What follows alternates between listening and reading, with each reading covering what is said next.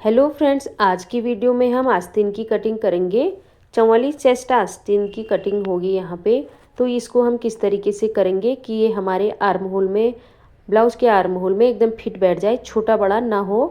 तो इस प्रॉब्लम का एक आसान तरीका है, सिंपल और शॉर्टकट तरीका है। तो इससे आपका आर्म होल और आस्तीन का बराबर ही बैठेगा। सिलाई करते टाइम कोई छोटा बड़ा नहीं होगा, उसमें आपको कोई जोड़ घटाना भी नहीं करना है।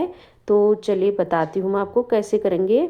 जैसे हम अपने कपड़े खुद सिलते हैं घर में, कभी हम और साइज़ के नहीं बनाते हैं। यदि आप अलग अलग साइज़ के सिलाई करते हैं तो तब तो हमें पता होना चाहिए हमने कैसे नाप रखना है। लेकिन आप सिर्फ अपना ही घर में ही करते हो, अपने ही कपड़े सिलते हो, तो ज़्यादा समय बर्बाद नहीं करना चाहते हो तो ये तरीका ज़रूर अपनाइए।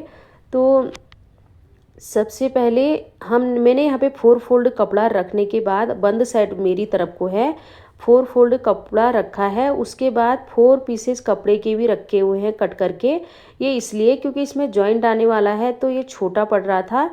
और यहाँ से हम इसको बराबर में रखेंगे, हाफ इंच इसको हम चढ़ाते हुए रखेंगे, क्योंकि जब हम उन पीसेज को जोड़ेंगे तो हमारा कुछ कपड़ा इधर को दब जाएगा। तो हम हाफ इंच चढ़ा के रखेंगे।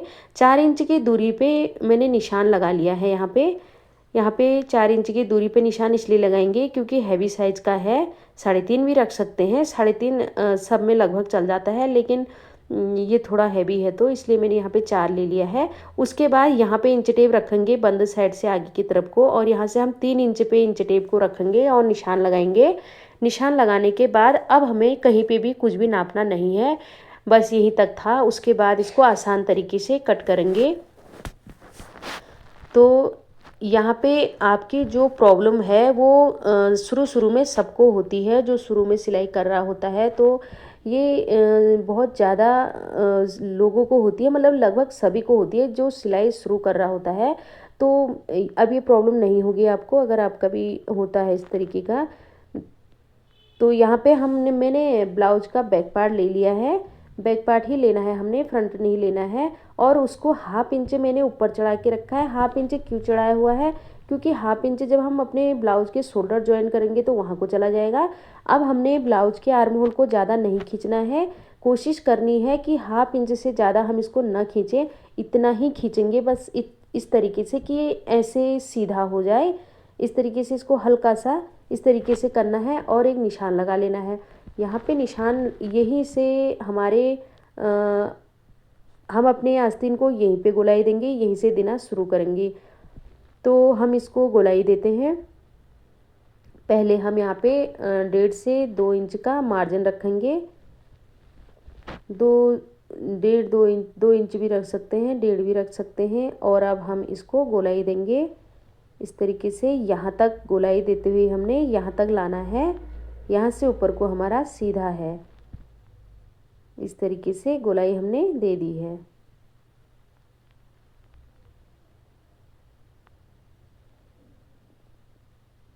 अब हम अपने फ्रंट आर्म होल को भी गोलाई दे देंगे।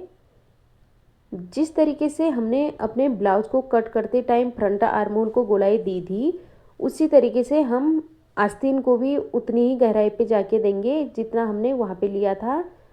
तो इस तरीके से हम इसको भी गोलाई दे देंगे। ये आस्तीन कटिंग का सबसे शॉर्टकट तरीका है, इसमें कोई प्रॉब्लम नहीं होती है।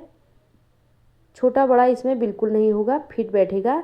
लेकिन आपको सिलाई करते समय कोई सा भी पार्ट खींचना नहीं है, ना ब्लाउज का ना आस्तीन का। इनको बराबर में रखते हुए देखते हुए जाना है, सही से बैठाते हुए। अगर आप कोई भी पार्ट को ज़्यादा खींच दोगे तो छोटा बड़ा हो वैसे भी हो जाएगा। अगर आप अच्छे से सिलाई करेंगे तो नहीं होगा, तो फिट बिल्कुल ही बैठ जाना है फिट। यहाँ पे गोलाई दे दी है।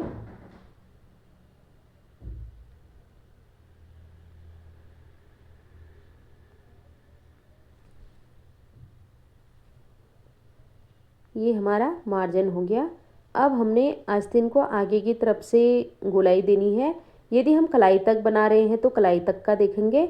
यदि हम थोड़ा ऊपर ले रहे हैं, जहाँ पर से भी हम ले रहे हैं, जहाँ तक भी आस्तीन हमारी बन रही है वहाँ पर के हम गोलाई को ले लेंगे।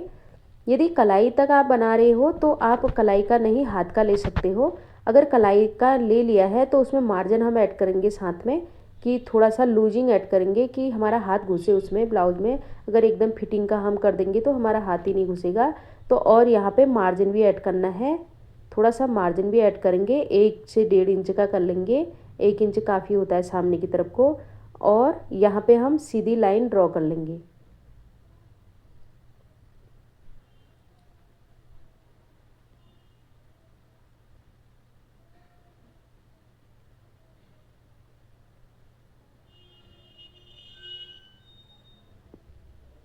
यहाँ पे मैंने दोनों निशानों को इस तरीके से मिला लिया है। यहाँ पे हमारे आस्तीन की मार्किंग हो गई है। तो ये है आसान तरीका। अब आप इसको कट कर सकते हो।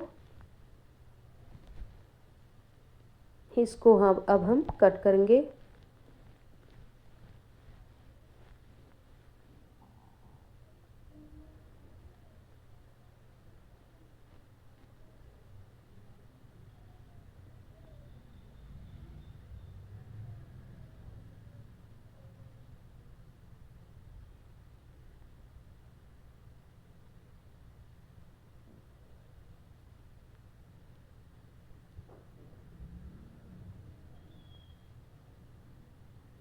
ये वाला तरीका आप एक बार ज़रूर आजमा के देख लेना।